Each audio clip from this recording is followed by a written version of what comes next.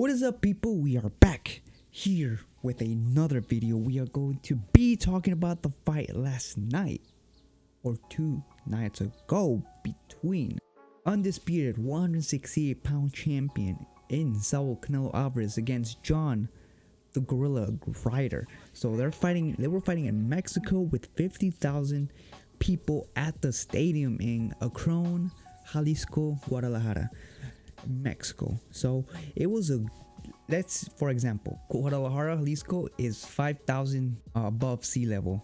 So it's gonna be a lot harder for it's gonna be a lot easier for fighters to who haven't fought in that soil for a long time, that they will gas out a little bit quicker because they're fighting over 5,000 feet above sea level.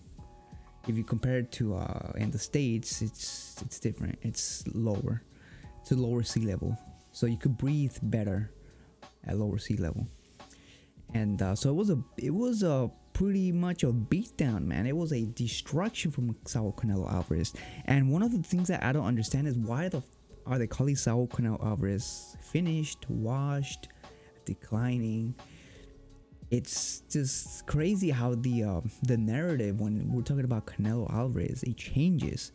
We had David Benavidez go 12 against Caleb Plant. Wasn't able to stop him. Something Canelo stopped him. Something Canelo did. Canelo stopped Caleb Plant.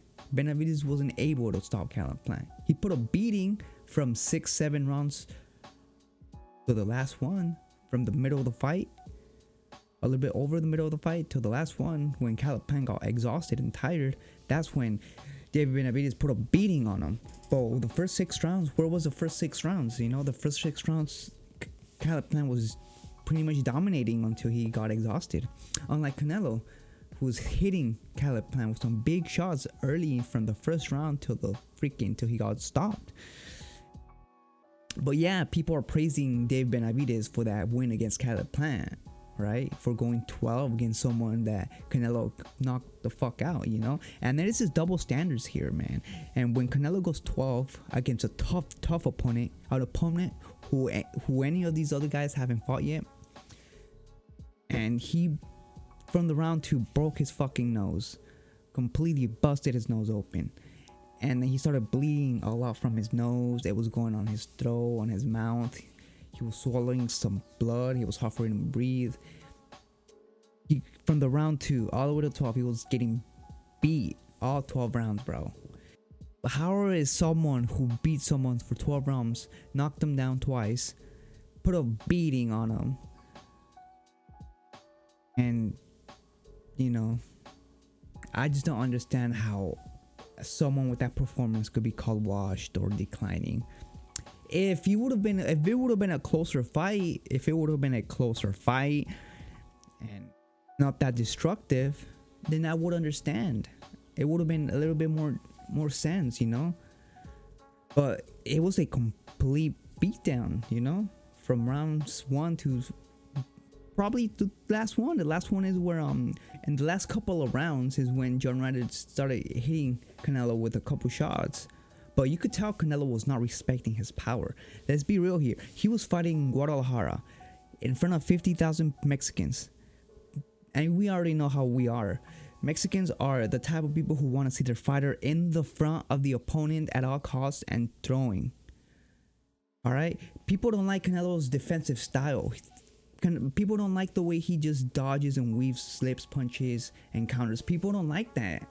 Like, Mexican people like the war, the fucking punches and bunches, war, action, packed, all 12. That's what Mexican people like. And I'm pretty sure that's one of the big reasons why Canelo was standing in front of John Ryder for mostly all 12, man. He just didn't respect his power. And let's be honest, look at the size of the ring. That ring was so small. It was the smallest ring I've ever seen in my life. It literally looked like a Play-Doh. It literally looked like a toy ring, bro. It was so small. 18-inch ring, bro. That is pretty small. And obviously, look at that. This ring is small, bro. No point for him to even dodge and weave, because we already know how the Mexican people are, dude. They might have probably start booing him if he would have done all that craziness, you know what I'm saying? Sometimes you gotta have fights for different fights. You gotta have different strategies for each fight. And it looks like Canelo's strategy was to stand in front, and it looked like he didn't respect Ryder's power. Stand in front and just bang with them.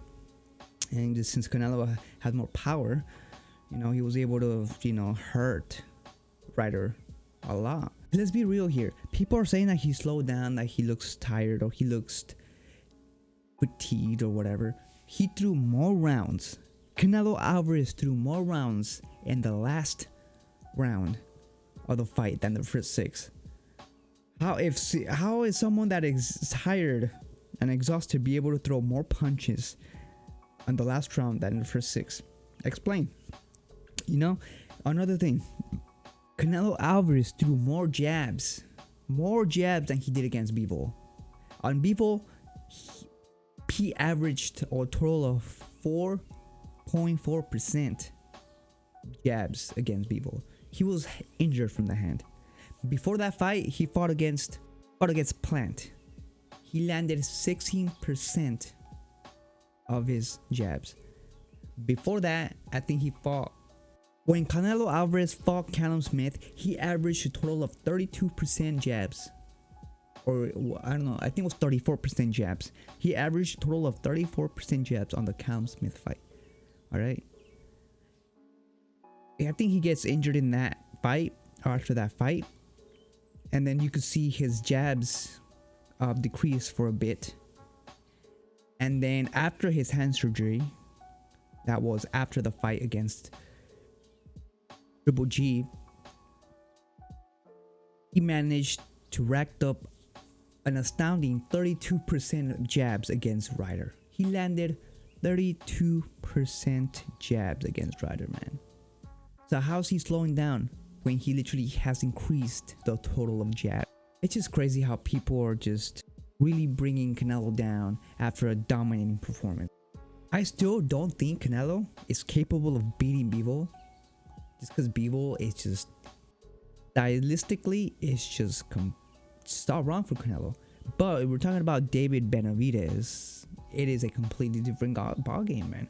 And I do think Canelo Alvarez, if he does not get that fight against Bivol at 175, I do think he will change his eyes and look into David Benavidez and fight him at 168, because I do think he's capable of beating David Benavidez.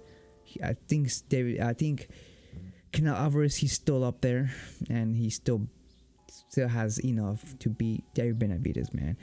I just think that David Benavidez doesn't have a good ring IQ. His ring IQ is not that good. His defense is not the greatest. He gets hit a lot. And when you come against someone called Canelo Alvarez, someone who punches really hard, we'll see if David Benavidez has the same cojones to go forward and attack Canelo Alvarez, just like the way he's done against Caleb Plant. Let's see if he has the same attitude, the same energy, bro.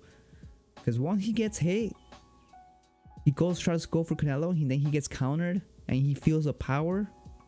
I doubt he's gonna do the same fucking shit. I doubt he's gonna go throwing bunches and bunches, and throwing a bunch of jabs and bunch of everything against Canelo. There's no fucking way he's gonna do that, bro. I'm telling you now, David Benavidez, he will not fight the way he did against Caleb Plant. He's gonna be more cautious against Canelo. And when you're more cautious, you're letting Canelo think, because Canelo is a master at putting traps, setting up traps. So if you slow down against Canelo, you're gonna let him think. But if you don't slow down and you go, you're gonna get countered. So you know what I'm saying. But yeah, man, that was it. The beatdown of John Ryder. He's a tough guy, man. I literally thought on the first knockdown, he got clean with that freaking 1-2 and got put on the ropes. I legit thought he was gonna quit, or he was not gonna stand up, because he lasted to like the 8 count or 9 count, and then he stood up. But it was a moment where he was literally looking at his corner. He was looking at his corner and was like probably debating whether he could continue or he should just call it a day. But he stood up. He thought about it for a couple seconds, and I'm like, oh, he's done. He's not gonna stand back up after this. But he stood back up, man, and he gave it a fight. You know, tough son of a bitch. That's what we gotta give John Ryder, man.